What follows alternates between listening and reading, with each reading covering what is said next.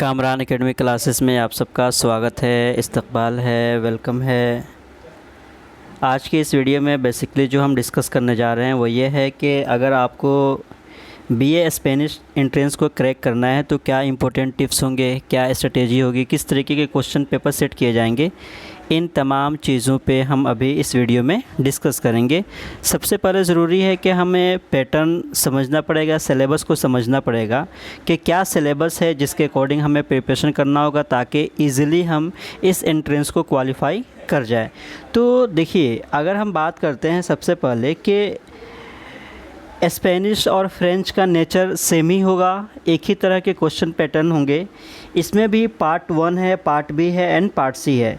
Part 1 जो होगा वह है आपको 40 मार्क्स का, और ये टोटल क्या होंगे, आपको मल्टीपल चॉइस ऑब्जेक्टिव क्वेश्चंस होंगे जो बेसिकली तमाम चीज़ों पे मुश्तमिल होंगे, उसमें वर्ल्ड से भी और इंडिया से भी, जैसे हिस्ट्री है, पॉलिटिकल साइंस है, इकोनॉमिक्स है, ज्योग्राफी है, साइंस है, इसी के साथ साथ करंट अफेयर्स है और मिसलेनियस जो फैक्चुअल जीके है, वो सारी चीज़ें आपको पार्ट 1 में आ जाएंगी। तो पार्ट 1 को आपको डिटेल में डिस्कस करना होगा, देखना होगा, और उसी के साथ साथ पार्ट 1 में आपको उस कंट्री का ब्रीफ जो है एक ये नोट बना लीजिएगा ताकि आपके लिए आसानी हो जाए। जैसे अगर हमें स्पेन के बारे में पढ़ना है तो स्पेन के करेंसी वगैरह हो गया, वहाँ पे यूरो से पहले कौन से करेंसी वगैरह यूज़ किया जाता था, कंटिनेंट कहाँ पे पड़ता है, इतनी ग्रुप वगैरह, रिलीजन, ऑफिशियल लैंग्वेजेस वगैरह हो गया, national independence day, motto, national symbols, time zones, dialing code वगैरह, किंग कौन है वहाँ पे, पीएम, वहाँ पे किस तरीके की हुकूमत है। इसी के साथ साथ स्पेनिश सिविल वॉर वगैरह को थोड़ा सा आप देख लेंगे।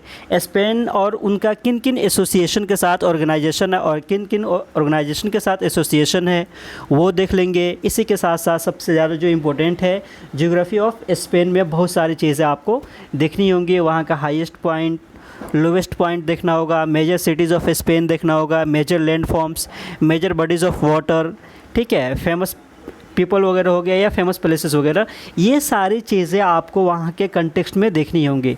उसी के साथ साथ वहाँ पे एक है association of academics of Spanish language के, बेसिकली स्पेनिश लैंग्वेज के लिए इस एकेडमिक को बनाया गया है। तो इसकी ज़िम्मेदारी क्या है, ये क्या करता है, कब इस्टेब्लिश किया गया, हेड क्वार्टर कहाँ पे है, इसके अभी प्रेसिडेंट कौन है, ये तमाम चीज़ों पे आपको फोकस करना होगा कंट्री के नोट में।